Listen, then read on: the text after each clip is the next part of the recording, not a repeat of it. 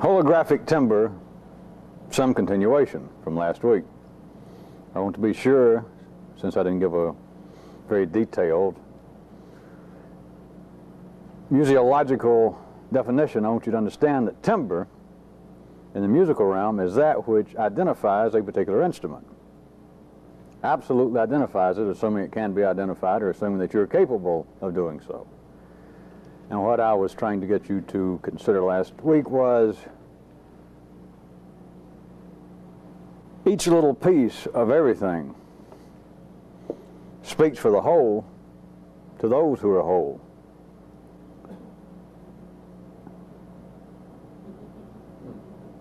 Now, I mentioned to you last week that, as in every other area, some aspect of this has been around, that life has been thinking about it in certain ways. And I mentioned to you the symbol of the Star of David, the two triangles, and among other areas of life's religious activities, would-be mystical activities, it has been pointed out that perhaps one of the purposes of that symbol was to show, and this old term has been around many parts of life's body, that as above, so below. One triangle this way and then one triangle this way. And then religions, ordinary religions, have made, through life's commentaries, through men, attempts to say that whatever's going on in the great realm of the gods, supernatural areas, in some way is reflected down here. And at first glance, that might sound as though it's okay. It may sound as though they were on the right track, except notice this. All such are based upon the assumption, taken as a fact, as a matter of fact, that there is a division between the upper and the lower. The two triangles. It's two separate things, even though that they are interlocked when the Star of David is made. But it is noted that there is a distinction. There is a division, even if they say, even if these certain areas of would-be mystical systems and thoughts say that, all right, whatever may be beyond the realm of man's consciousness and his experience, this triangle, in some way it's reflected down here. In some way the gods let things trickle down. Or there is a kind of reflected, distorted image of great cosmic truths and etc. that come down to us. But all of this, all religions, the general thought of humanity, is on the basis that there must be something else, if people are religious at all.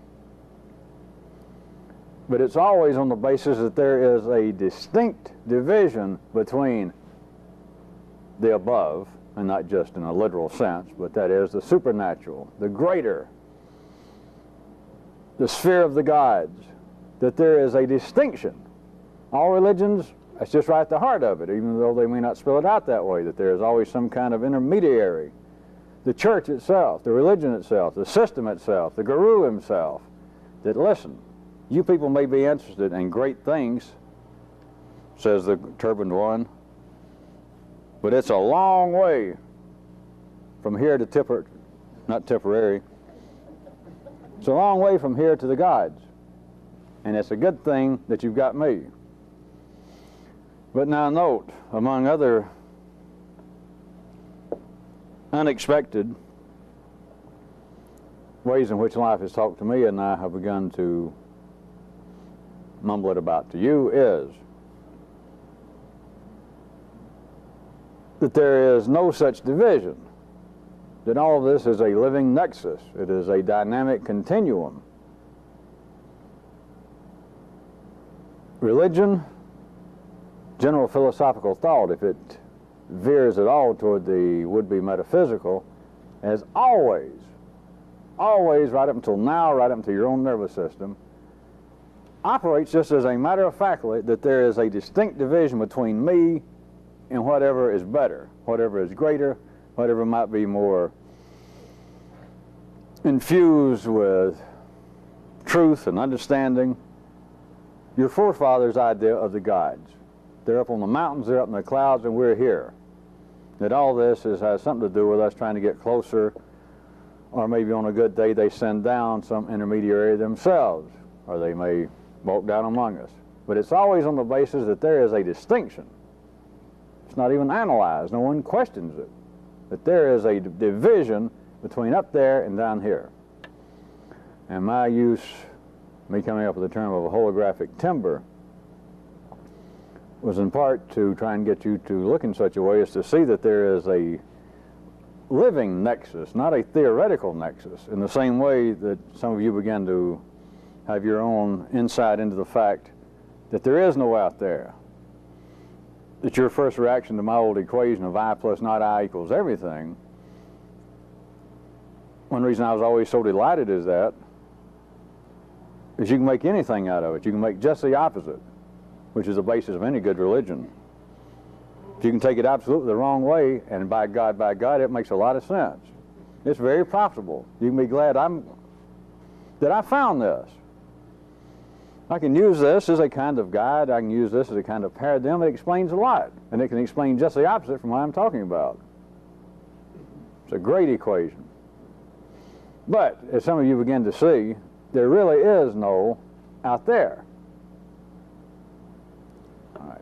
To turn this at a right angle, that's what I'm talking about now. That there is a living nexus, not some theoretical connection of saying that the gods made us, and if you're good, someday the gods may let you back in their presence. You are in the middle of something that is alive. And the only division between you and what's alive is that which the yellow circuit has said exists. But life has made it say that for very good reasons, or else we would not be struggling against this spurious illusion that there is an out there that's separate from us.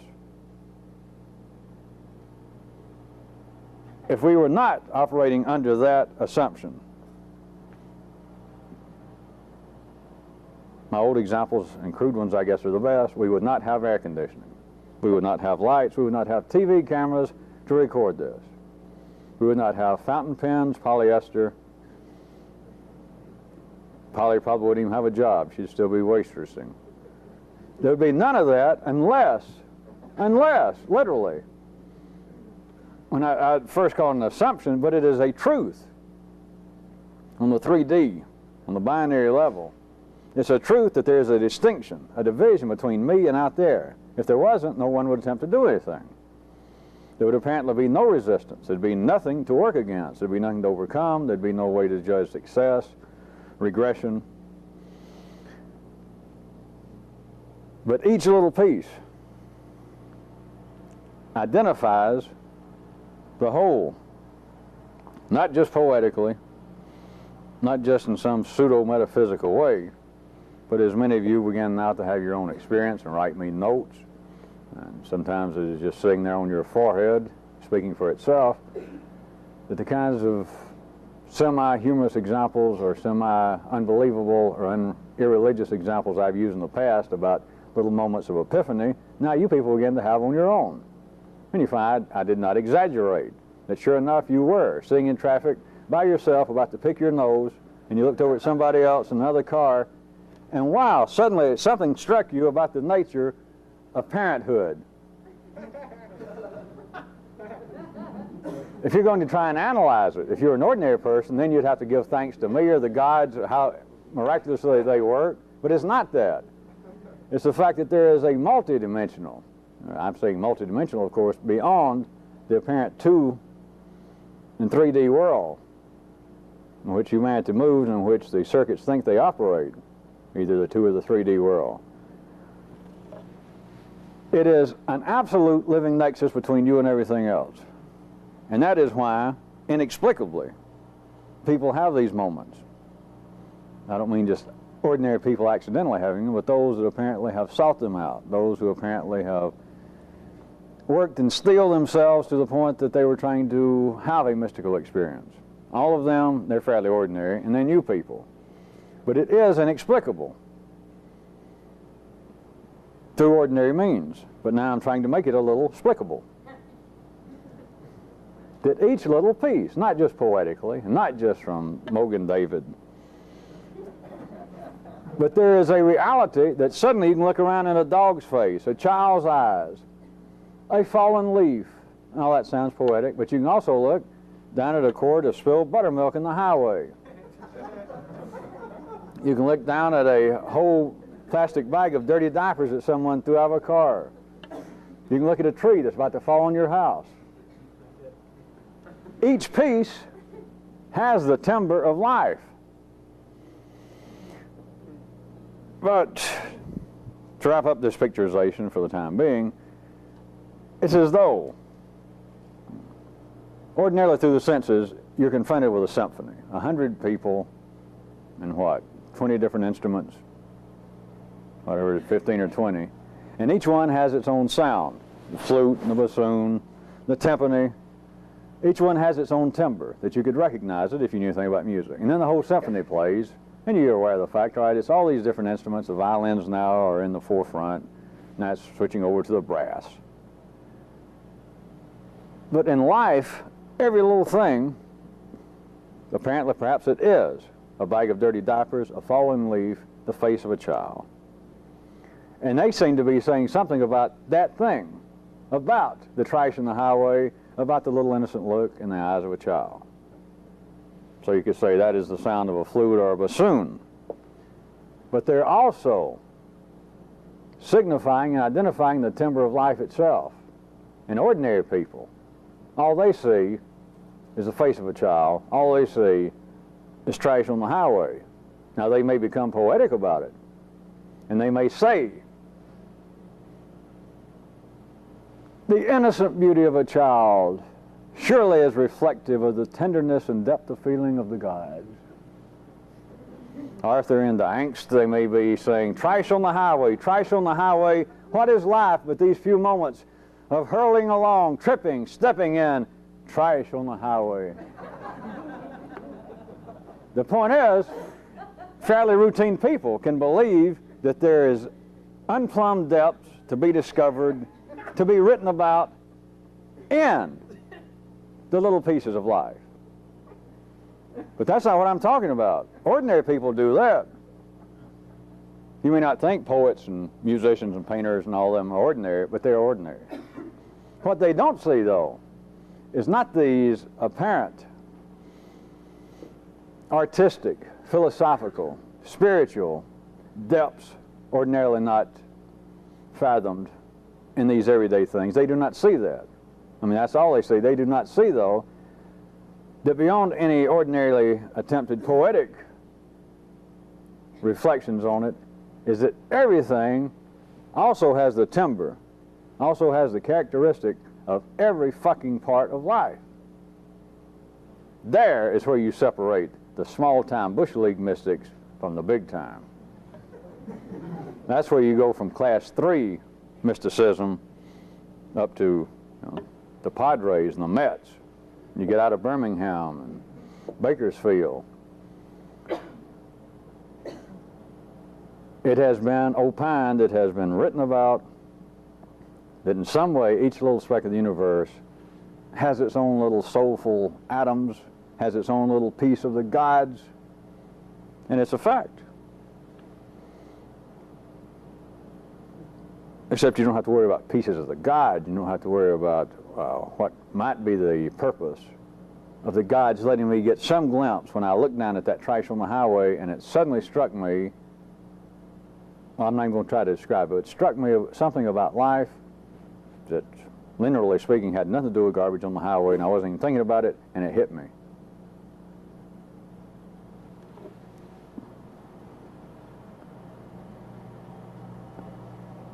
You don't have to worry about that this is some sort of inexplicable spiritual miracle. It is as chemical, it is as molecular as anything else. And I pulled out the holographic part of my term of holographic timbre, since they can now, as most of you know, I assume, holographic images, that one little piece out of the whole can turn back in. They can make it depict. It has the same data and information each little piece as the whole seems to have, and it's broken down. And I would say that the time was just fortuitously right in our lifetime for that to occur. If for no other reason, if you don't find any particular purpose for it, if you never use it, at least it gave me a term to use.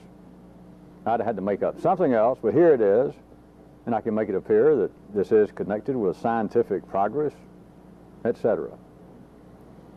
Because that's exactly what it is when you turn around and you see a fly on the wall, spit on the floor, blood on the highway, dust on God's holy word. And it suddenly strikes you that which I will not describe. That one little piece of something that literally, reasonably, logically had no connection with what it was that you suddenly saw. And what you apparently were looking at, what you were taking in through your senses. What you and the partnership may have been engaged in a split moment before this. There is no connection. There is no linear connection. There is no TD, 2D, there is no 3D connection. But it is a continuum. There is no trickle down from the gods to here. There is no poor reflection of some greater reality down to here. It is simply living in a place where our senses, based upon what is necessary for life's health and the purpose we're playing, our senses have a limited spectrum. The yellow circuit, our crowning glory, operates in the same limited spectrum, and so apparently there's always got to be a beginning, there's got to be some kind of progress from the beginning, then there has got to be an ending, or else signs of an impending end. There's got to be a conclusion, or we still would not have electric lights. Edison's grandkids would still be sitting around. Let us say that he had the same thing perfected, but no one would know, hey, it's ready to go. Air conditioning, Dave Lennox, everybody else would be sitting around. They got it all going. They got 1 or 2 models working. People come over. Investment bankers have raised money.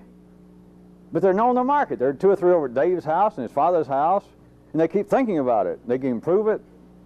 They think, no, we should paint it black instead of gray. We should make it out of wood instead of metal. And after a year fooling around, no, let's go back to metal.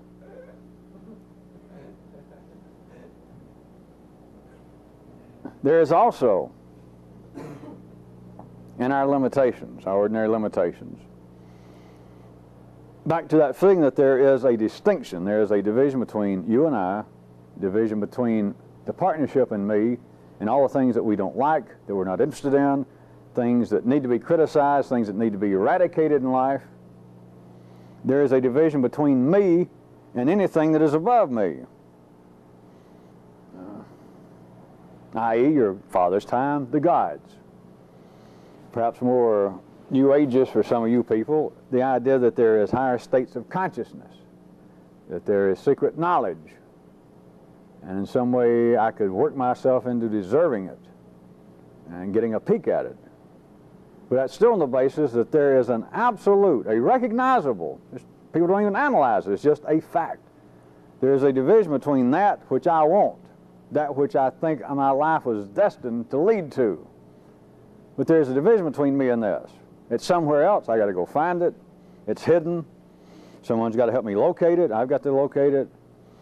It's got to be transcribed to me in a language, in a way in which I understand it. That is not what a nexus is. That is not what a continuum is. There is no such division. But the limitations of the senses, the spectrum in which we hear, see, feel, live, and as I told you once, really the brain, yellow circuit activity should be considered a sense, in a sense. But they're all operating in quite specific limits. And people, by and large now, educated people, are to the point that ordinary consciousness over a wide spectrum of humanity now accepts as a fact, if it's pointed out and they're reminded of it, that our hearing has limits. But we can also prove by kind of empirical testings that there are sounds going on. There are movements through waves, through particles, that in sight, in sound, temperatures. They're going on right here, right now. We can even produce them, and yet we cannot sense them. We cannot experience them firsthand. That's just an accepted fact. What is not accepted is you've got the same kind of limitations in this organ that seems to be capable of deducing what this may mean, of coming up with methods to produce it, to investigate it, to rhapsodize about it philosophically, to theorize about where it may lead. This does not see such a limit. This is the one that says, all right, I'm aware of the fact that there are lights, there are colors going on. We can't name them because we can't see them. But it's obvious that the spectrum of light does not just stop here. I can invent things that in a sense can see what my own eyes cannot see. But I can think it up and do it. Compared to the other senses, this thing seems limitless. And as I pointed out to you eons ago, I hate people who exaggerate. Demi-eons ago, all you got to do is ask this thing, do you have any limits? And it will, as truthful as can be, as sincere as can be, well, you yellow circuit people especially. It will go, no. Now I'm trying, wait, let me think. Is there any possible exception? Any, wait a minute, let me think again. Because I'll admit it, and they would. Good old hardwired certain kinds of yellow circuit people, they'd be the first to admit it. And they'll go, geez, no, they're just not.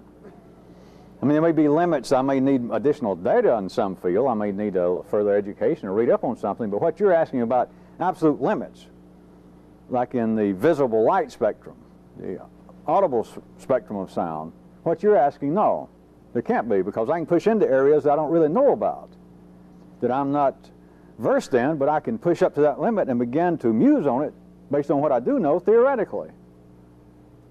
So no, there are no, quote, limits like that on this activity.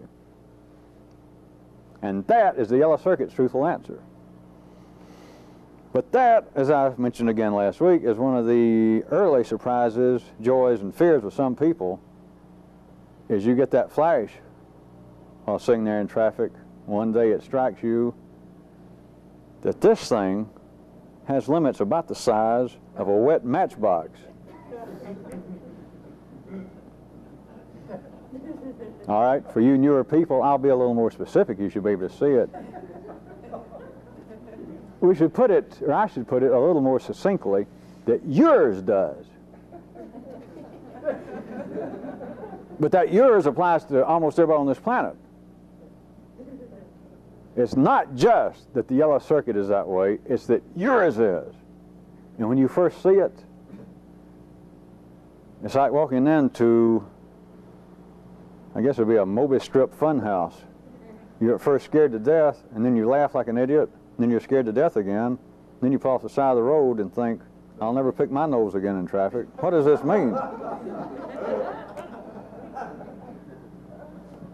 Because it strikes you that as limitless as the yellow circuit activity seems, if I just mention it or if I challenge people and I say, the yellow circuit has severe limits, that is the operations of your mind.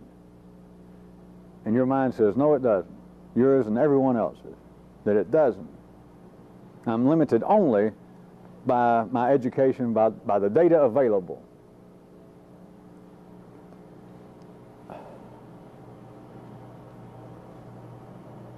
The great shock of seeing that that is not true.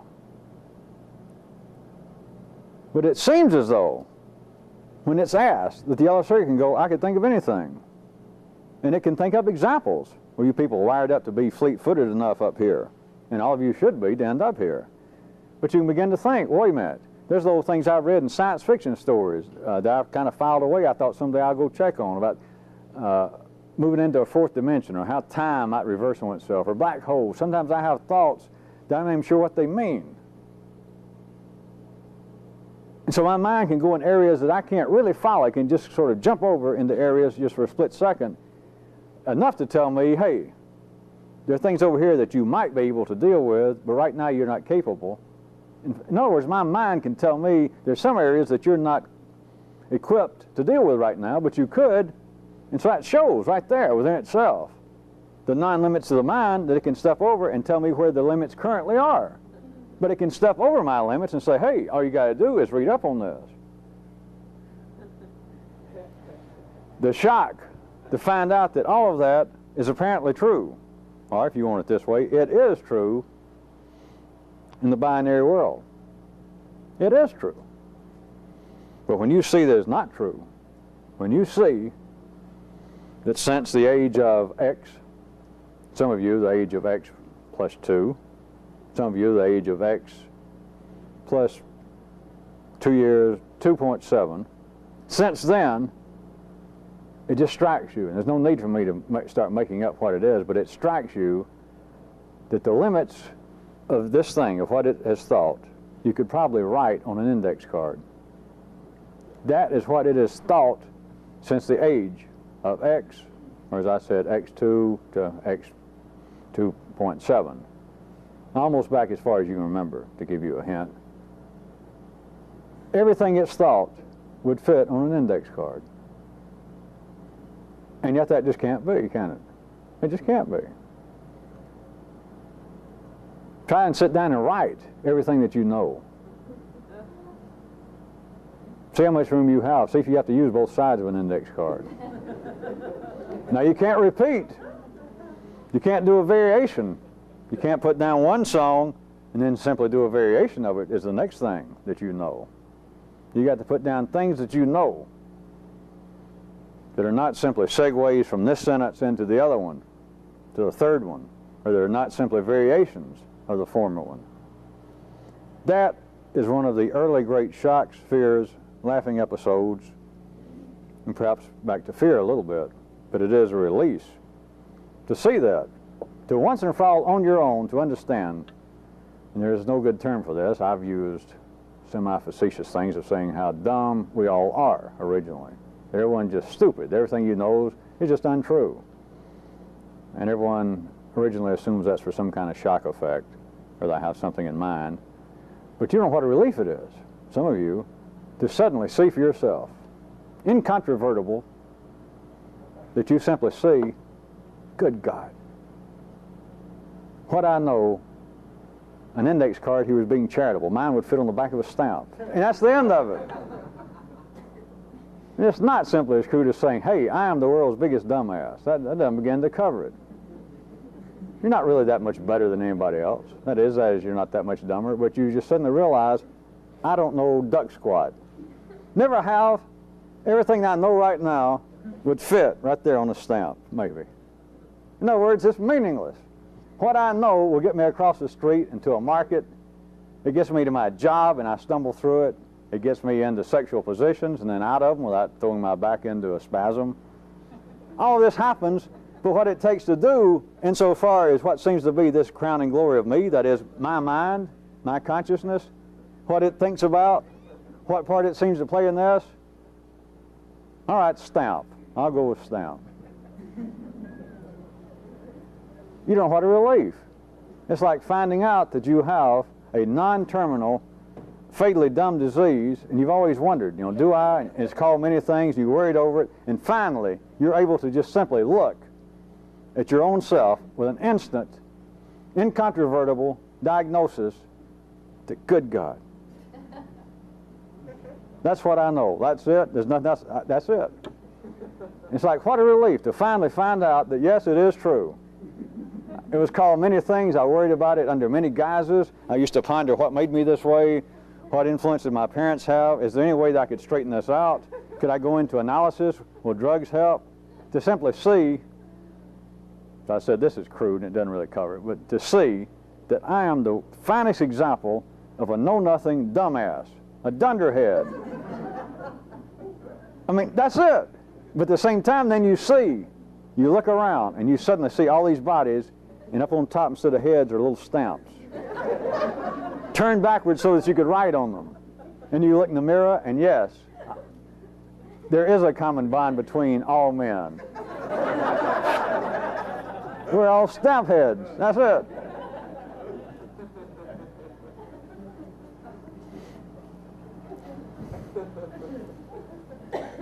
Now, at least there is that moment of finally a great feeling of equality. That Jesus, we're all dunderheads. Nobody knows anything. People that strut, people that look proud, people that speak in authoritative manners, and of course they all exist in you at one time or another, that it doesn't matter. I don't know enough. I don't know much more than a duck jumping in water, or a raccoon trying to get in out of the rain, or an elephant trying to get a date late Saturday night. And up here it passes for something else, and it all would fit there. I have not truly learned anything of any consequence since I was X years old. I have not thought anything new. Even when I apparently am serious. When I'm in my serious mode, not to be fucked with. When I'm lighthearted. When I'm worried. All I got to do is, if I could write them down, if I had the nerve to do this, on that index card, let's go back to being charitable, no matter what happens, circumstances seem to change. Death strikes at my family. Death nips at my heels, the fear of it. I seem to be successful for a month. Then I seem to lapse into a decline. And I go from being very serious for days, for weeks. Then I seem to fall in, for no particular reason, being happy, being nonchalant. To see that no matter the apparent change in circumstance, that what this thing does, all you got to do is whip out that card. There you are being serious. You're being threatened. It seems as though something dastardly is about to occur in your life. Could be great financial reverses. That someone may be about to plot against you and make you lose money, lose face. And you can be sitting there serious. And all you got to do is whip out that card, and there it is. What this thing's doing. 2 months later, in the Caribbean, laying on the beach, thinking what a relief that you extricated yourself from that slimy, threatening position several months before. And now everything is back to normal. Now things are back as they should be for a person of your ilk. Now you lay soaking up the rays and laying there listening to the surf. If you suddenly turn on this, whip out the card, whip out the stamp. There it is. It's the same crap over and over. And nobody notices. It is not knowledge, it is not consciousness in the sense that people has always assumed that this kind of activity refers to.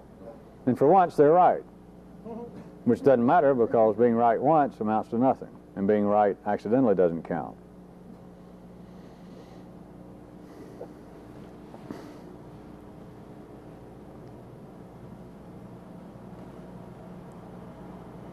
Let me give you several other side streets along this neighborhood.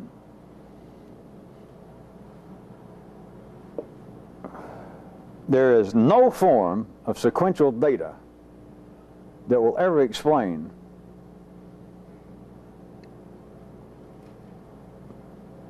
a continuum, a holographic continuum. None. No profitable, no usable model. I'm not saying made out of matchbooks and sticks, but there is no usable model to be constructed from any amount of sequential information. Never. Never has been and never will be. What comes about through sequential data is that which apparently is the evolution of technology with which we are surrounded and which we attribute to ourselves.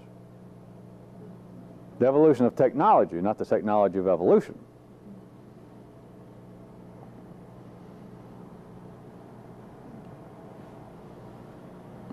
If this was presented in some form of a paper, if we slipped into a society or a meeting somewhere, Many people go off on a great tangent, and there could be discussions, and no one, do you understand, would ever see the point of it. It's all you can do to see the point of it, all you people who wrote it down. But it is so, in a sense, it is so insane, it is so sequentially illogical, that you'd catch some ordinary people's attention. They'd be drawn to it just on the basis of, hey, that's almost literate non sequitur right there. But wait a minute, that raises interesting possibilities. And many ordinary people, as their hobby, are wired up to be attracted to IPs. Interesting possibilities. They would end up attacking, if we caught their interest enough, my statement that sequential data will never lead to any understanding of what's going on. In no way, no shape, no form, under no conditions, no temperature increase, no pressure. If it's sequential data, it will not explain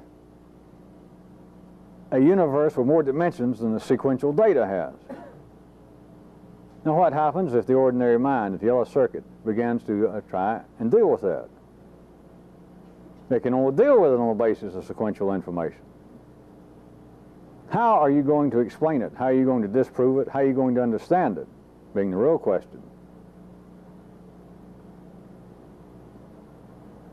How about let's go into a more dangerous part of town as long as I'm here. How about this? This always gets many or some of you into little fits of interest for a short period of time about words and language. The good old "there is no truth in words." I've said that so many times, I thought I invented it originally, but it's been so many years now I don't know. The reason I brought that up, I was about to give some little passing credit or point out where it came from. It suddenly struck me, hell, I made it up. It came from me. But surely somebody said it before me. But back to, there is no truth in words. Not what I was talking about several weeks ago, that there is all truth in words.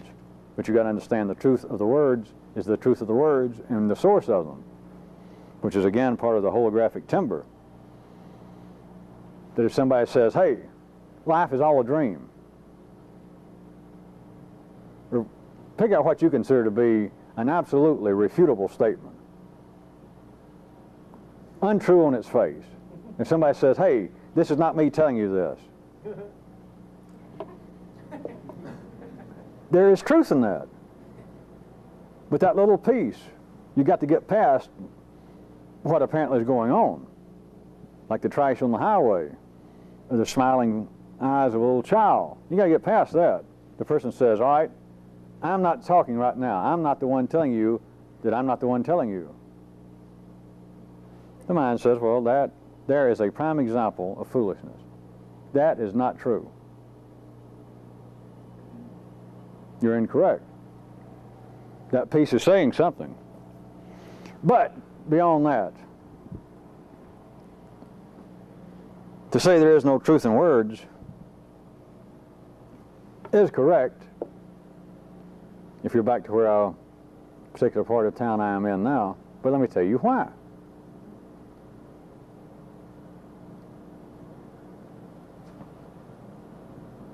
A lot of you think you know why. A lot of you think that I have said why. But you know why? There's no truth in words? All right, I'll tell you. Because sound is linear.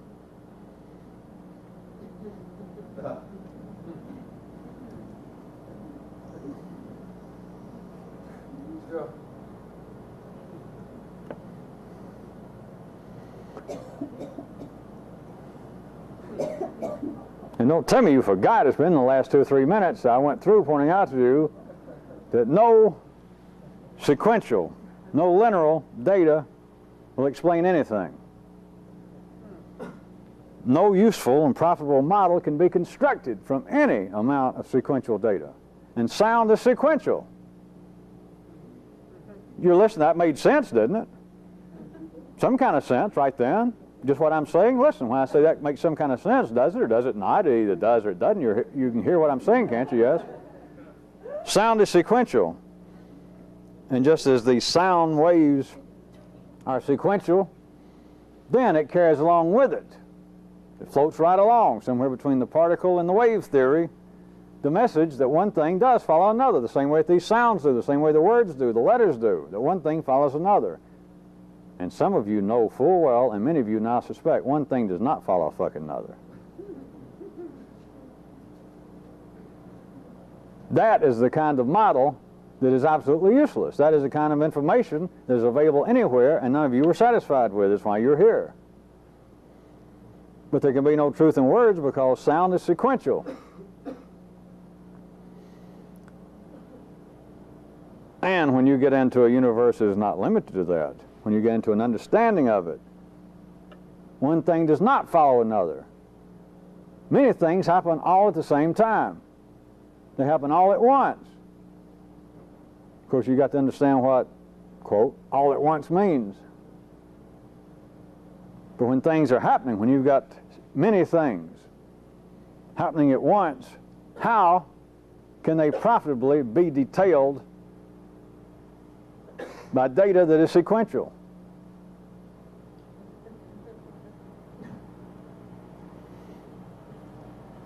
It'd be like trying to describe a sphere to a blind man by letting him get him on his hands and knees and get him to feel a railroad tracks. Makes sense to me. You get him down and you let him get on his hands and knees and you describe it to him. You tell him about steel and spikes. Let him feel of it. And then take your best shot. You sequential know-it-alls. Then you would have to make him come up with some perception, a usable, profitable perception of what a sphere would be based on that. That's just the first thing that came to mind, which is good enough. All sound is sequential. Whatever can be described in sound makes it appear as though one thing follows another. Now, it doesn't matter that the Senate says, hey, one thing does not follow another. It is still conveying the message that one thing follows another because these sounds are sequential. So if I say, wait, I'm going to have to talk about tracks running along, but I'm going to be talking about a sphere. I'm going to be talking about a track if it could go in an infinite number of directions simultaneously. So I am not talking sequential. Do you hear me? And your sequential hearing says, yes, got it. And you don't. I will say it slower so that you can continually remind yourselves that these sounds are sequential and they are not a pertinent reflection of a greater dimensional reality. So between my words, continually say to yourself, I cannot listen and take all of this as mere sequential knowledge. Does that help? No. So even if the sequential sounds say there is no truth in sequential sounds, and you listen and think, well, I can agree with that. That has some validity. I remind you, you may, those of you who wrote it down, you may, and you can do something with it on yourself, as this is, as close as it comes to good old facts. No sequential data will produce understanding. No sequential data will construct a model of reality that is useful. It will not. It will construct light bulbs, internal combustion engines, rockets, but it will not produce a usable model of what life is about, of where you are. It will not. So after that, you can discuss, you can debate the question of, is there any truth in words? All you want to. There is truth in words on a sequential level that will keep you from sticking your finger in a socket. It will help you learn how to do work on an assembly line to help build an automobile engine. But it will never produce a useful model or any understanding, as us mystics like to say, of what the hell is going on. Never will. So if there was a secret book of knowledge, if there were this old man sitting somewhere that was in line, the secret pope, the secret rabbi, somebody, all these stories, if I could just find the guy, it's passed along from generation to generation. Adam told his sons the secret since he knew the gods, and it's been passed along. If you found him, if there was such a man, and you did whatever it took to reach his his cave, and you paid his price, and you said, "Tell me, great master, what is the secret?" And he said, "Okay, I'll tell you." You're in trouble already. You could say, wait, I got to hear it good. Can you speak English? He said, "Yeah." Okay, good. All right. I'm ready. Tell me. So let me open the book. I'm ready to look. You know, the book, sequential. But apparently there is some kind of greater possible truth and effect over the communication of sound, of our speech. But it is sequential. And if it's sequential, it is not going to produce a useful model or understanding of reality. Not the kind you're looking for. Not the kind I'm telling you has another angle, has another dimension going at right angles from what is going on now. It goes at right angles from the limitations of the senses. Sequential knowledge has never gotten anyone there. And if you care to pursue it any further on your own consideration, it may strike some of you just like that, that is another way of understanding why there has apparently been this great grain of curiosity, impatience, the motivation for people to try to become mystics, try to become godlike, and it never seems to get anywhere. It didn't get anywhere with you. You tried to follow your father's religion or some other religion. You went through some new and improved gurus before you got here. You read books. You read them after they got revised, and something was always lacking. It was never what it proclaimed to be. It was never what you hoped it would be, because it was sequential. That will serve every purpose necessary for man, for all of man, for the many man. It will serve all those purposes except to produce a useful model of the true universe, or the universe of one more dimension, at least one more dimension, than you can now perceive. To expand the limits of the senses, at least a few millimeters past what you can now see, hear, think, feel. I guess smell, if you consider that important. There's a new church for you. Smell your way to heaven. Stop and smell the collection plate.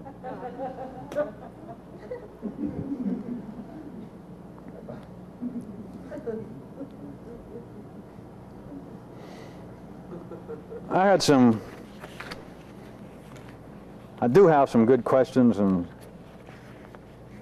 comments from the last weeks and months. I'm going to use some of them specifically, but a couple I'm just going to paraphrase that have come up. And I don't think even have with me, but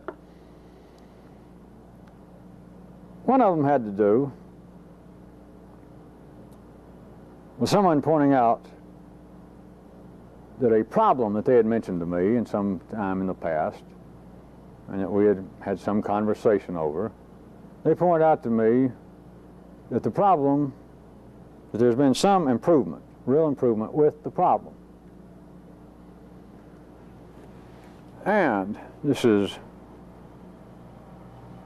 by no means any sort of attack on anyone who's ever sent me such a note or said such a thing. But here's what I want you to understand. I'm trying to point you toward. Even though I'm still using, you notice, sequential language, and it makes a little sense. I'm sorry I've fallen into this habit.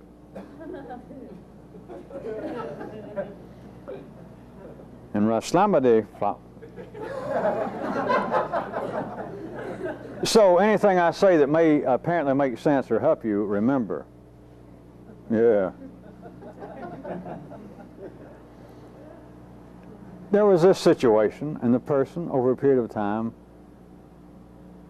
saw it to be a problem, then by their own volition, or in this case, perhaps some ideas they thought I had given or things that I even said in general, maybe even time played a certain apparent part in it.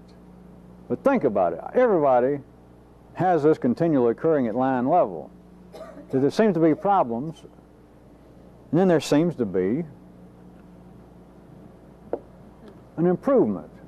There's been some improvement with the problem.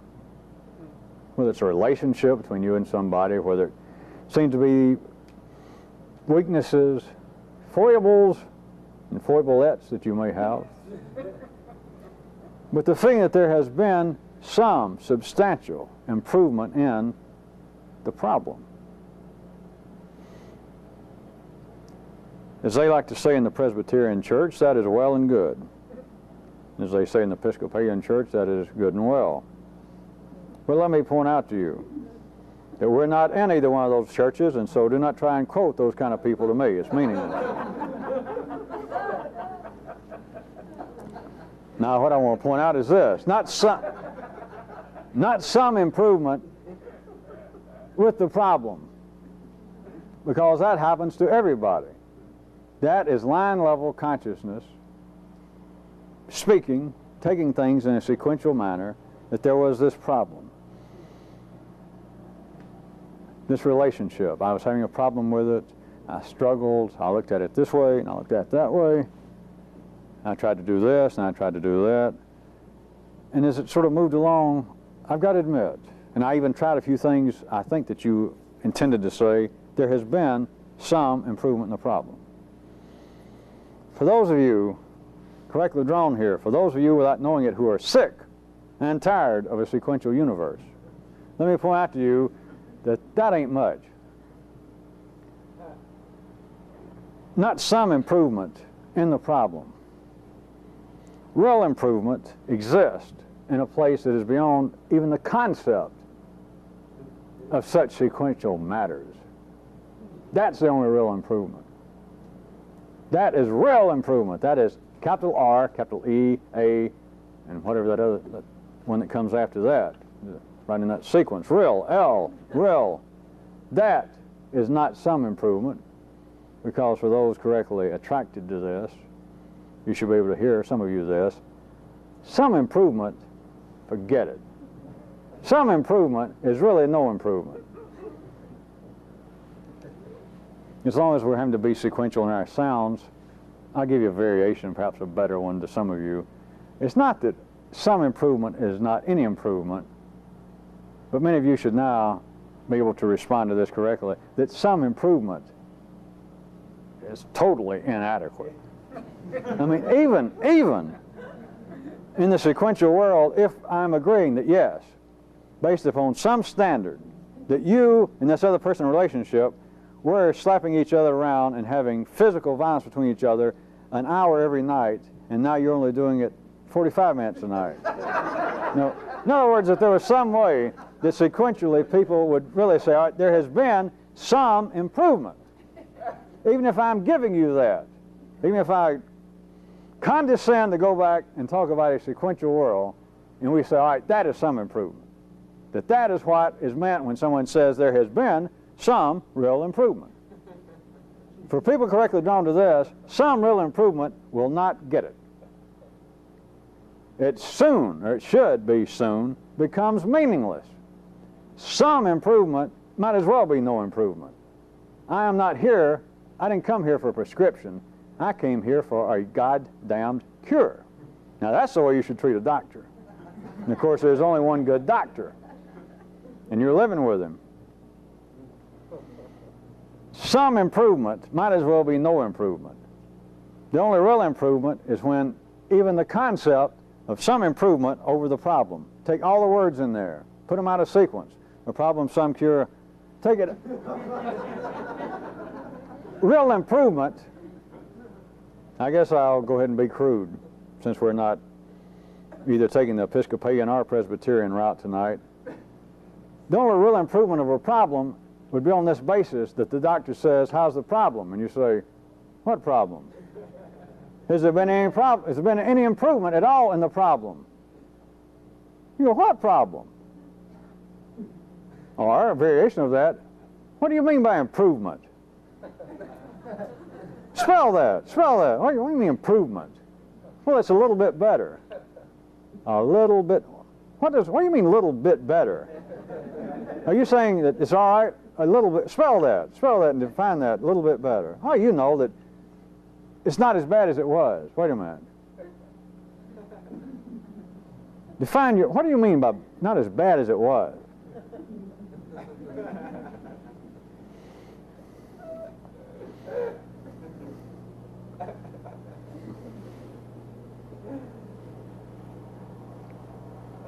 Besides some of the laughs I got out of that, I got to tell you that is very important. That is at the heart of this kind of activity. But you can't start from there, can you?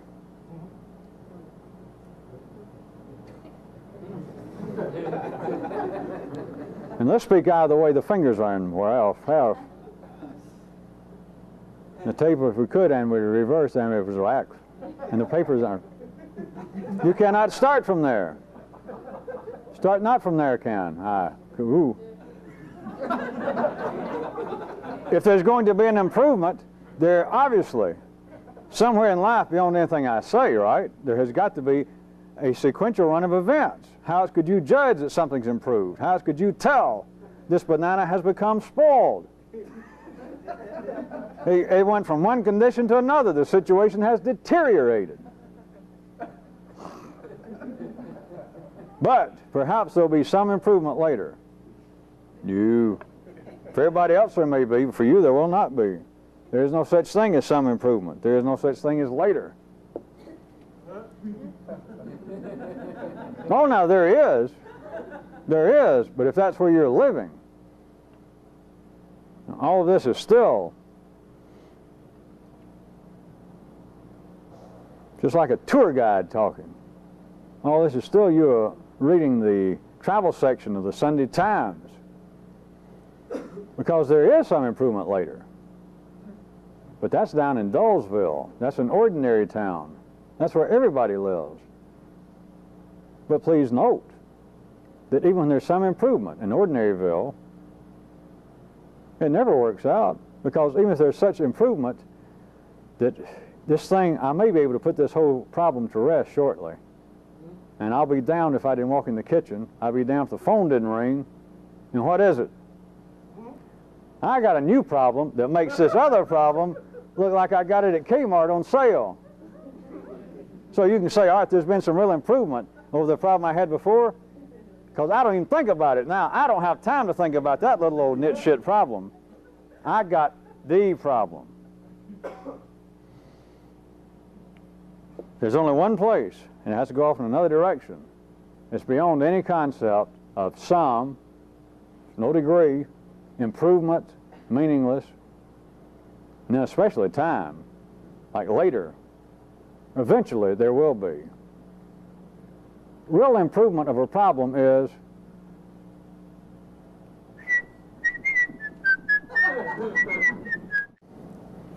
the thing about sequential sounds, sequential info, is that even when I play with it, if you're only listening at line level consciousness, if you're only listening with your own hardwired intelligence, you still run up against that which either seems to be a brick wall, or those of you that have a slight improvement in your original condition, it seems as though perhaps you are running on a Mobius strip, or that the universe does fold back on itself, and you're running up the inside over and over. It may not appear to be a brick wall, but you're not sure where it's going. To encourage, as a man I used to know, he was a professional convict. I don't know why I suddenly thought of him or why I told you who he was. But one of his phrases, in fact his only phrase, the only reason I remember him, was he'd say, hey, somebody do something, he'd say, that's going to help you the way you're going.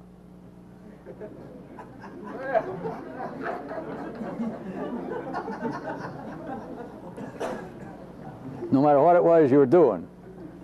The cellmate told him, I've decided when I get out, Alcohol is my problem. I'll never drink again. I'm going back to church. And you say, it's going to help you the way you're going.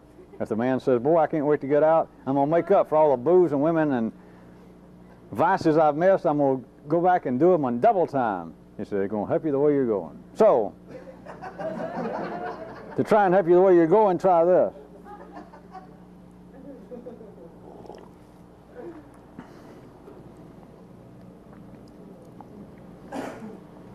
If, in fact, people were what they eat, not just their food, but if you were what you ate, if consciousness working in this sequential manner, if it did take in some way, continually, new information, new experience, new thoughts, new feelings, and in some way continued to arrange this in an ever-expanding mosaic of increased understanding, or whatever, if there was validity in this, then let me help you the way you'd be going.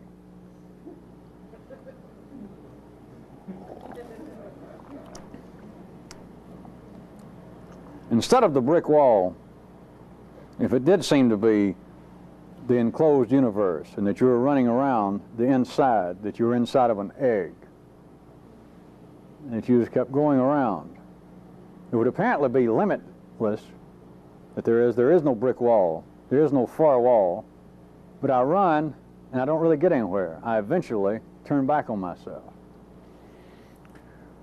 Such notions as you are what you eat, that consciousness has no limits, that a man's awareness, his true yellow circuit activity can continue to expand. There are no physical limits, blah, blah, blah, etc., cha-cha-cha. If that were true, then try and put it, cha-cha-cha. If that were true, then try and put it in the context of what appears to be a closed system. The example I was going to whip upon you, information, apparent, documented data, statistics. It shows that certain areas around the Mediterranean wherein over a period of 23 years, a certain reputable team has statistical proof, strange as it sounds, that there are no discernible numbers. In other words, statistically speaking, colon cancer does not exist in the male population of this specific area around a certain longitude and latitudinal area of the Mediterranean, comma, and also the only cooking medium that they use is olive oil. No animal fats, no corn oil, etc.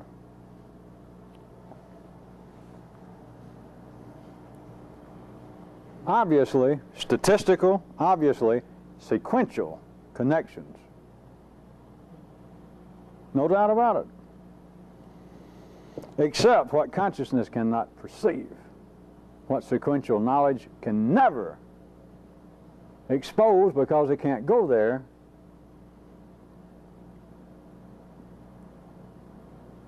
is that life has raised in that area of its body men without colon cancer the same way that it raised olive trees. One did not follow the other.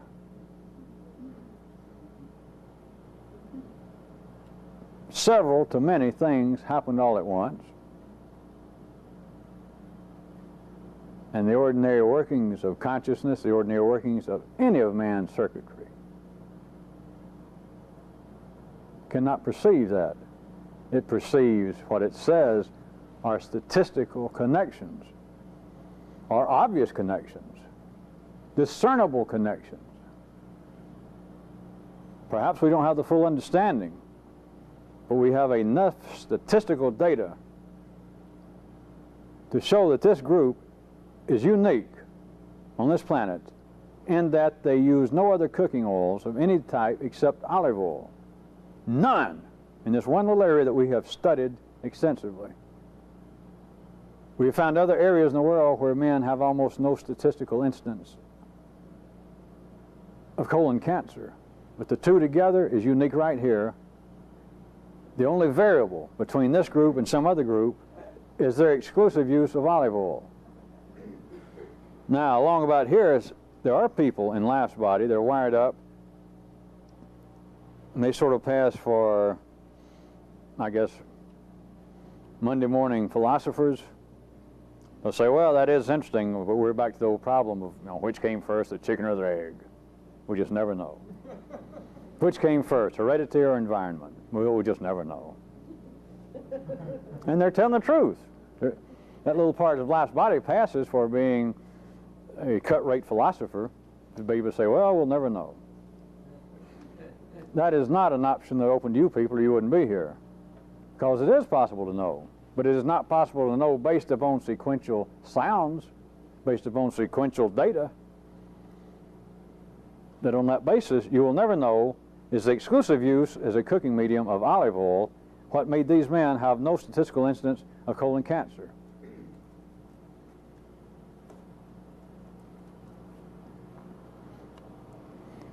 Sequential consciousness cannot deal with a universe, even if it's a small, a 5-mile radius of dirt and people on the edge of the Mediterranean Sea, that within that area, a whole bunch of things, several to many, that about covers it, things happen all at once.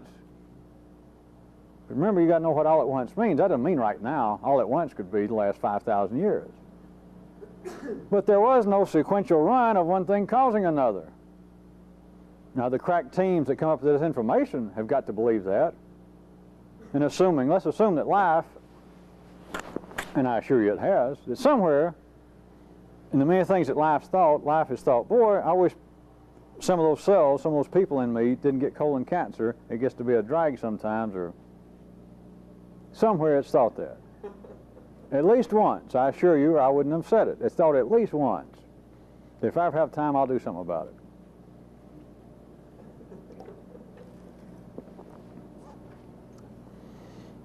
So, the little cells, the little men in this area, and women, but I was using men as they're the ones picked on statistically for investigation of colon cancers. Suddenly, there are olive trees everywhere. Suddenly.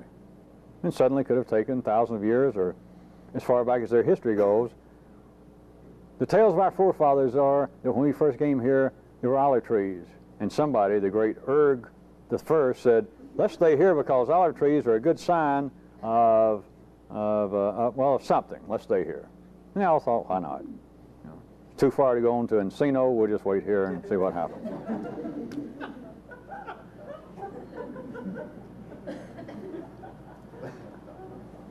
Statistically, something will apparently reveal itself in a sequential manner. That, all right, here it was, and they can go into apparently an attempt at sociological, anthropological, religious theories as to what took place. The olive trees were here, it was inexpensive, they were never much of a herding peoples, and so they did not have cattle around to use animal fats. They come up with all sorts of ideas as to why this may have taken place. Then they, of course, take the theories further, that even if there is a minute possibility that there is a statistical useful piece of information here, then we would suggest that some of you people outside this area, some of you American people, Scandinavians, even Albanians, why don't some of you people consider switching over to olive oil? And until we can prove otherwise, it has a good basis to start. It's worth a try. Because here these people are, and that's one of the variables that's absolutely different between contemporary American cooking habits and this particular group of people. And look how high the incidence of colon cancer is in America. Try it. Or they might go far enough that they say there's no doubt. We have enough statistical information now to tell you that it is truly a meaningful variable in these people's diet. And we say now, with no conditions, that you would all be better off to leave animal fats, to leave the other grains, and in fact go to exclusively olive oil as a cooking medium. There's something there, there's no doubt. Sequential events have proven that there is some quite real connection between the use of olive oil and the lack of colon cancer. That is necessary on the sequential level in the horizontal world. And it may lead, apparently, to a diminishing incidence of colon cancer. To the few, it explains nothing. Or if you'd like it, a little chocolate on it. To the few, whatever this may explain is going to be a bus that may be leaving in about the year 2270. And I got to tell you, I ain't got time. Even if I had the patience and wanted to wait, give me a break. I can't hold out to then. I'll either be dead or I'll have to go to the bathroom. Something will happen. Sequential information, no matter that it is useful, no matter that it seems to be, in fact, almost immediately useful in life, is not going to explain anything. That's why I'm trying to get you to find your own way of looking at it. Even if they say that we're almost positive, there's a connection between their lack of using certain cooking mediums and the low incidence or no incidence of colon cancer. You are still left, if we pushed ahead several decades, let's say, and this information seemed to have flowed over, say, to the United States, and now statistically it can be proven that 70% of the households in the United States use olive oil exclusively. We're talking about we're 220 years up the road now. And it can also be shown now statistically that incidence of colon cancer in men in the last 20 years has dropped almost the same percentage. Listen, you got to listen quick. If you live through this, would you understand any more about the workings of life? Would you understand any more about what the hell is going on? And it seems to be an expansion of knowledge. It seems to be useful experience that has happened, that men's minds have studied, put into numerical forms, put into useful data. Started out with theories, they expanded it, they had test groups, blind testings, and apparently there's been progress. Apparently we have dropped the rate of colon cancer by over 70%. That is progress. Something has happened. Would you understand any more? Would there be some, based on this data, some moment, some possibility of real epiphany of what could be the connection, if any, between olive trees being there, these people having no colon cancer, the price of cheese on the moon, how far does the universe go, why is my second toe longer than my big toe, why do women always treat me like this, what the hell is going on? No. Because it was sequential information. That one thing apparently followed another. And if that will satisfy you, you do belong to the bus station. Because you believe finally they're going to call out your bus. Let me just go, it has to be. You went to the trouble to come there. You can listen. You'll be on guard. You know what it is you're looking for. They're going to holler, you know, Epiphanyville. You're going to listen. You won't get mistaken. You won't, if they holler Ithaca, you're not going right there and get on the wrong bus. No. They holler Isthmus of Panama. You know what you're listening for. You'll stay alert, get some coffee, keep your strength up. You're going to wait for the bus.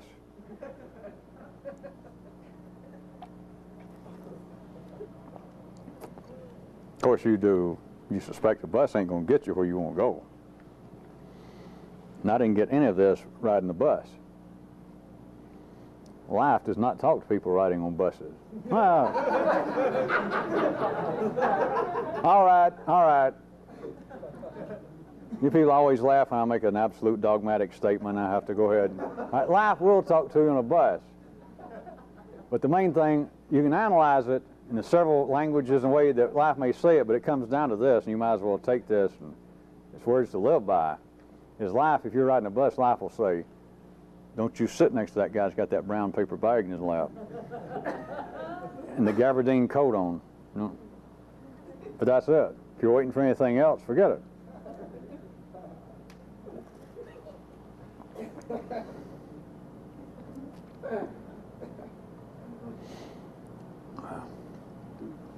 Well, something I want to point out.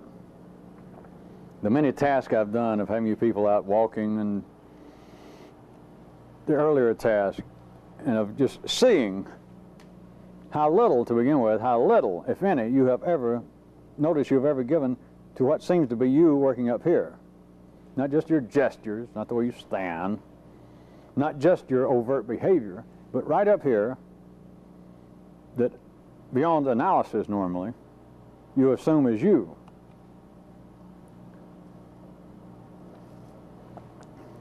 And the several and many tasks that I have given about trying to see what was going on in words, what was going on in pictures, what kind of combinations went on. And many of you have written me notes and little speculations. There's something, I'm just going to say it because some of you will find this interesting. Some of you have been around somewhere and you were kind of wondering this and you weren't even sure what you were wondering. And so this is the kind of thing that some of you are going to like, because it's not simply an answer to something. This is also an answer to something and the question that you couldn't even formulate. And I'm not trying to infer any extensively greater meaning, but just some of you have been around playing with this, and it's the prize in the Cracker Jack for the night for some of you. Simply this, and nobody knows it. Nobody's ever had occasion to see it. It's not a known something in psychology. They probably by now have several schools of theories, and there's some arguments and debates and conflicting papers written. But how about this? Here's a great fact for free. And some of you can find a certain amount of liberation and some interest in it. What you remember in words, just ordinary memory, what you remember in words are those incidences that were most impressive at the time verbally. And what you remember in pictures, likewise.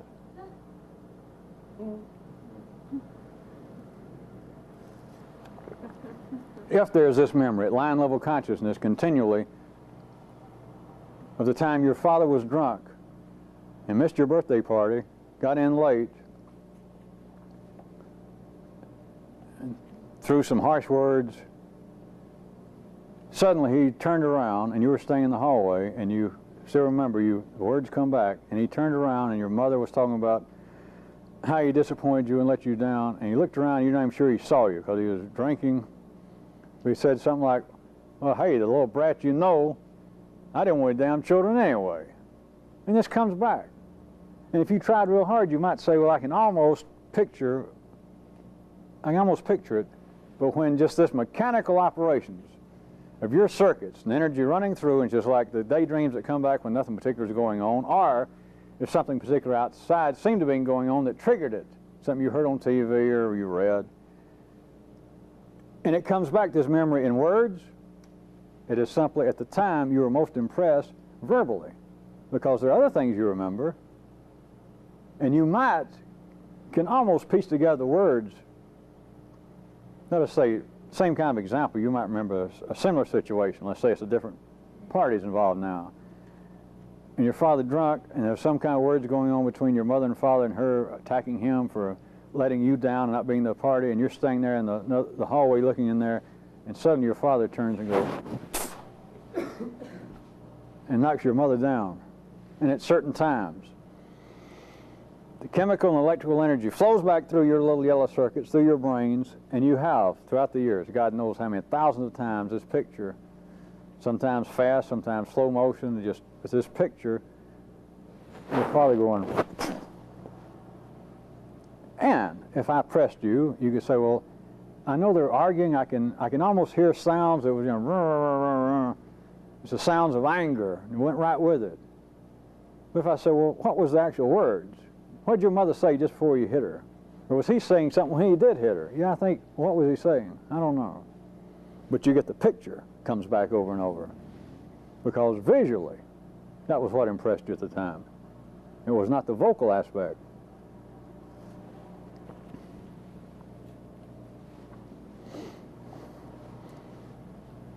Now, one more thing, and this is tied to a task. The example I was going to use was in jogging. I know that not everybody in here seems to be capable physically of jogging an hour a day as I commanded. It's good to be commander. I still will point out to anyone who can get exercise in this way that jogging is as good as any to fulfill your obligation daily of 3 hours of exercise. You weren't listening when I increased it? Where were you?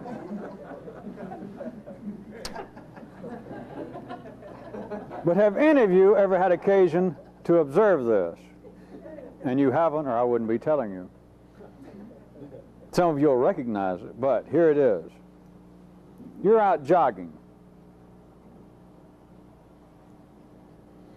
And you chemically, your blood balance chemically, the activities of all the circuits seem to be in some sort of state that let's call rather nonplussed, well, rather neutral, verging on the fun of moving along.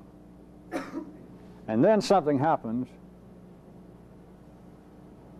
and negative activity takes place in the brain, in the yellow circuit. Somebody drives too close to you, almost hits you when you're way off the road. Car goes by, somebody throws out something, hits you on the leg. Or you're just running along, and for whatever reasons, you suddenly have the picture of your father.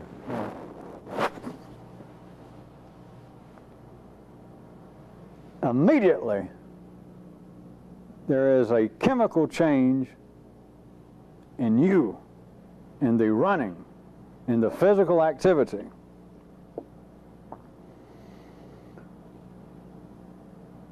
Verbally, some of you may think that that is obvious by now, or that I've said such as this before, but this is not common knowledge, and it is not something that you are continually aware of. But there is an immediate molecular change in you.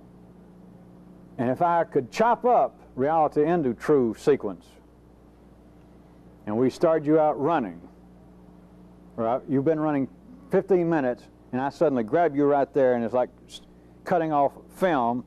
We start at this frame. There you are, and you are in condition X. As I was saying, let's say rather neutral, verging on just being pleasurably involved with physical activity. And we start you there, which is ignoble to do, but it is sequentially possible. This is the way the mind ordinarily operates. We have chopped up reality into this artificial piece. We take you here, we run down X number of frames, to where somebody goes by and throws out an empty sack and hits you in the leg. And just like that, yellow circuit has negative, let's say that you talk, well, you bastard, whatever it is, or pictures of you catching up with them at the next light, being able to run fast enough and take this sack and throw it back in the window at them. Whatever it is, this state that I artificially started when I cut off the film, we started this frame where you were running just before they threw the bag out. All you've got to do is have that moment of a negative thought, and there is an immediate molecular change in you. It affects your feelings and it affects your abilities. And the part that I said that many of you may think that by now you've heard it before and you just accept it and you don't notice. You can absolutely feel down to the most basic level, down in the red circuit, which is the primarily one that should be in operation if you're truly out there jogging. If you're getting one foot in front of the other and you're doing a little more than walking fast, and you could, of course, do this walking. You could notice that if you're just walking and you got into the right kind of stride and the right kind of rhythm and somebody drives too close and you get a negative thought, the rhythm, the grace, your entire feeling changes just like that. Now you could have someone, if they heard this example or me talking, attempt to give a psychological description. But what is never seen and never taken into account as there is immediate discernible. You can feel it. And it's not just up here because the brain does not even feel. Even idiot med students know that. Even idiots that never went to med school know that from reading. At least some idiots know it. I know it. Well, I read it. This thing does not hurt. But there you are running or walking, whatever it is you're doing, at a certain tempo, in a certain kind of mode. And just like that, just as immediate, fast as I can snap my fingers when that paper bag hit your leg, when the car swerved too close, when somebody says, "Watch it, Jack," there is a change that you can feel immediately. And I can start making examples that you become clumsy, you almost miss a step, you almost trip. It doesn't matter what. Observably, an ordinary person might not see any difference. But you people should now be aware that there is, just like that, an immediate, a very real molecular change in forgetting any kind of psychological descriptions. What I am in through sequential descriptions calling for you negative thoughts, a hostile response to apparently what happened out there, the bag thrown at you, the surly remark hurled in your direction, what seems to be a negative response through words or pictures up here, an apparent response to what happened out there, has an immediate effect on you molecularly, and you can feel it in toto. You are no longer running in condition X where I started that first frame. And it is just like that, and it is just as real, and it will affect your feelings immediately, and it will affect your ability. It will affect how you're running right then. Carried far enough, it will affect how far you run that day. Carried far enough, and this is not just sequential, by the way, because it has to do with who you are, what you're wired up to do in this. And it can go in other directions. So when I say the degree, it doesn't mean just sequentially. But it could be that within the next 2 seconds, next 2 minutes, or everything happening at once, if you knew what it once meant, you may trip. You may turn your ankle.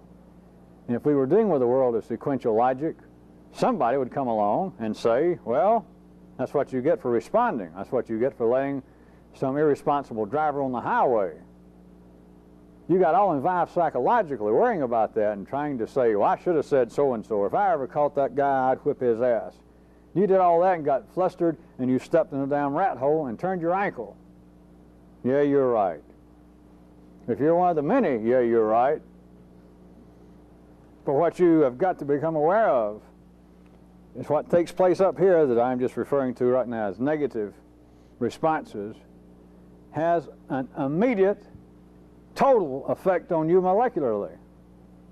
And it's a great place to see it when you're involved with some fairly routine physical activities. When I start out using the example of jogging or fast walking, that you're there in a tempo, the blood is being taken away from the brain, it's going to other parts of the body.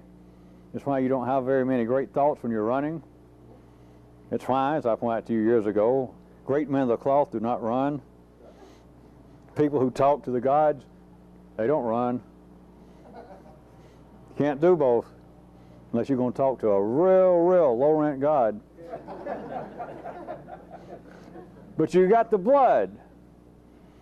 Just in the routine sense, the blood is now feeding other parts of the body, enriching the oxygen so that you can run, and here you are and you're in the feel of it. It's just almost fun. Even though you've been hating me secretly for making you do it, some days it's almost fun. Some days it's just, you're getting close to the end of your little loop around the block and you realize, or you think, you know, I believe I could go again. I've never done it, but I believe I could. And suddenly, the paper bag hits your leg. And you may trip and hurt yourself in the next 2 minutes or 2 seconds or 2 something off into another dimension. That has affected your ability. That may affect your ability later on all day. But you have missed it all. You're still back in your forefathers' time. You're in the wrong time zone for me to be fooling with you to believe in any way that this has some kind of psychological basis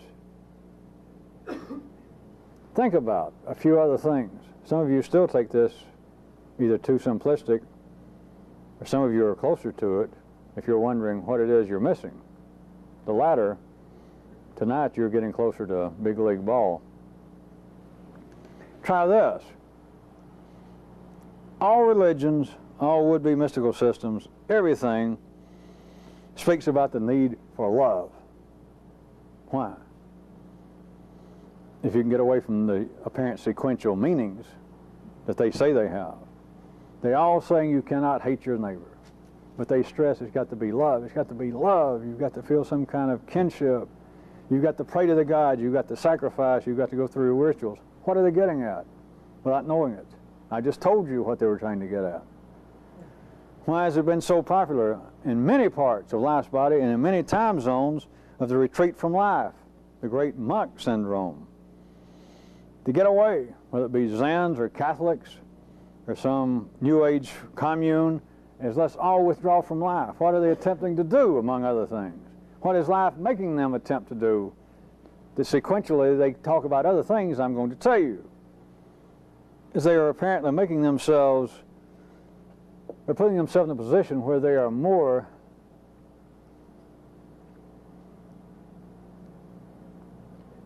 removed from the possibility of external stimuli making them negative. Their yellow circuit may be driven to talk about things that we get out where it's quiet. It's just us here together. There are less distractions. We can read the holy writings. We can try and think holy thoughts. We can sing holy songs, chant holy chants. We're removed from the world of commerce. We're removed from the world of warfare and political intrigue. We're here devoting all of our energies. All that sounds fine, and as always I can say, but it ain't true. And I can say, but it is true. It's true on a sequential level. It's true for the many. It's true for life. It's general purpose for man. But for the few, it's not true. It's meaningless. It didn't tell you anything. You can hear that, and so what? Sequentially, it makes sense. But it doesn't explain anything. You don't feel any better for it. You don't feel as though, oh, now I understand it. Some of the many might. They might hear that and think, hey, that's okay. Now I got that. What's next? But you people, that doesn't explain anything. It is closer, even verbally, to an absolute world of hard molecular chemical changes, is that they are attempting to put themselves in a position where there is less likelihood of somebody throwing a paper bag at them. If you're inside of a walled commune, if you're up in a monastery on top of a hill and you can only get up there by climbing a rope when they let it down, and there are all sorts of rules and regulations there that all the monks seem to abide by. They don't seem to have a great deal of trouble because justice prevails. You don't end up with somebody with a soupy sail attitude ending up with a little, dressed up like a friar or some other chicken that he ends up there. No, the people that ended up there seem to belong there, and so the rules seem to be met. That is, you're not sitting there at your daily 6 hours worth of sitting in one position meditating. It doesn't happen that somebody, one of the other monks, wads up a paper ball and throws it at you. And you're not sitting there trying to meditate upon the holy names and attributes of God, and one of the other monks says, watch it, Charlie. It simply does not happen.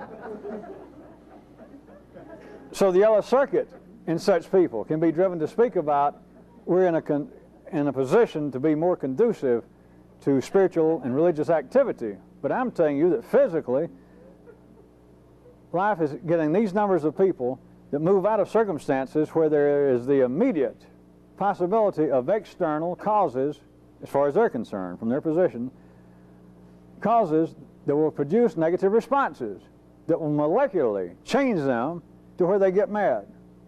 And so then they get it down to what seems to be the area if it's just me and the partnership. Of course, all of them use my terms. But it's like then they've got to deal with the evil spirits in them, to deal with the kinds of unruly activity that molecularly, well, such as me remembering my father going to my mother. I got to get over that. I got to pray to gods. I don't know why he did it. I've got to forgive him. I got to stop that because every time I do, I think unholy thoughts. I think I should have hit my father, and etc. Fuck all that.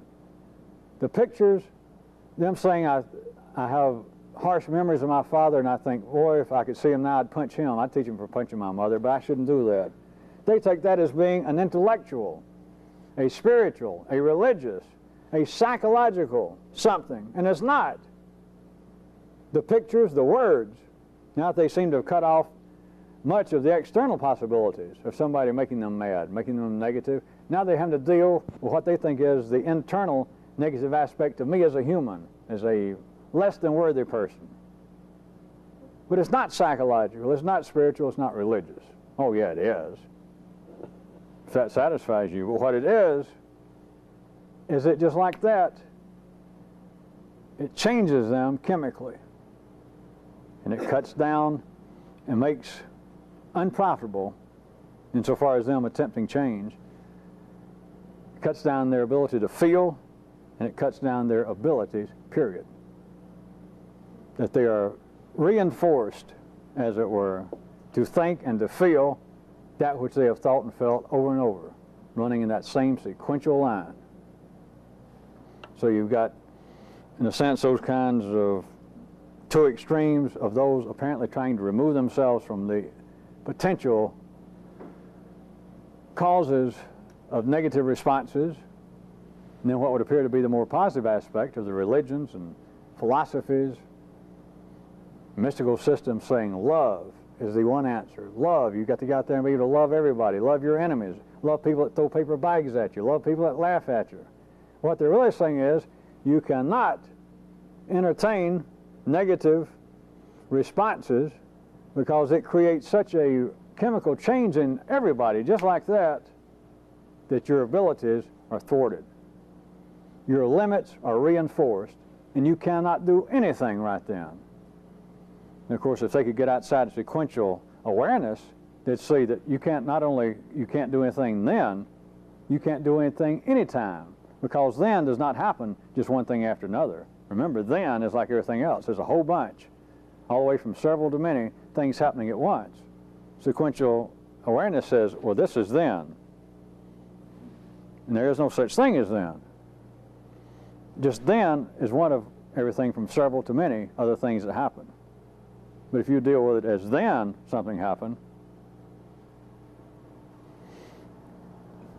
your limits, the sequence of you thinking and feeling the same things over and over, it would fit on my great, what I leave it with, the index card or the stamp. I'll leave it to you. You people know yourselves better than I do. Maybe you're an index person, maybe not. Only you and the gods know.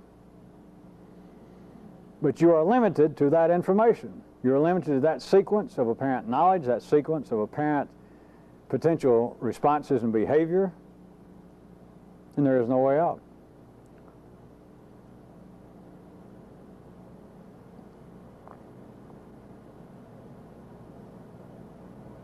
I was about to end, and I was aware of the fact that I'm ending again on a negative, that there is no way out. Might as well be Presbyterians.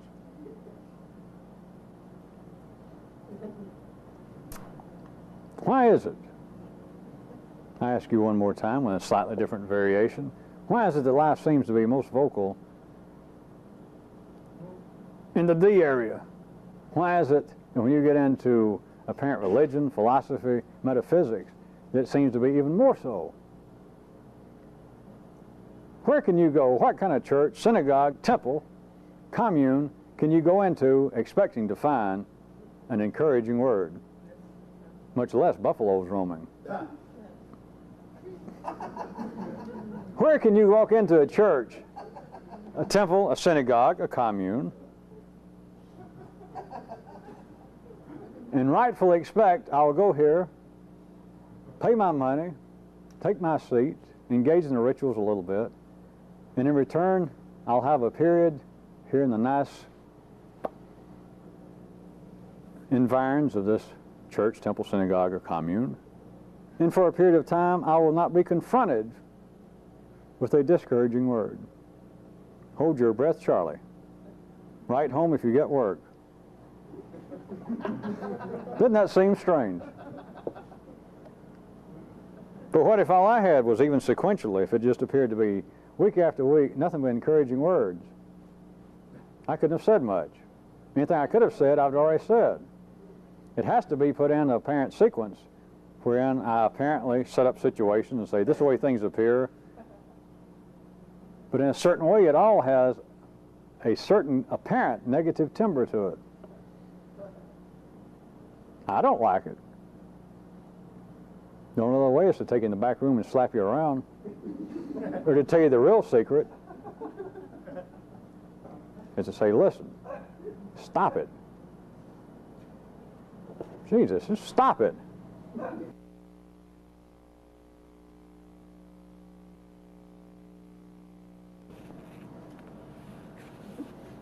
It's a task I want everyone to do.